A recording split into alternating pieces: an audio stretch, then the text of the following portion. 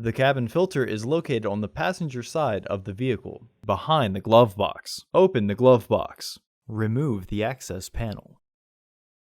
Unclip and remove the filter housing door. Remove the old filter from the housing and clean out any debris inside. Insert your new filter with its arrow pointing up. Reinstall the filter housing door. Reinstall the access panel. Close the glove box. Order your parts today at filterheads.com. Also, please like our video and subscribe to our channel so you won't miss any new content.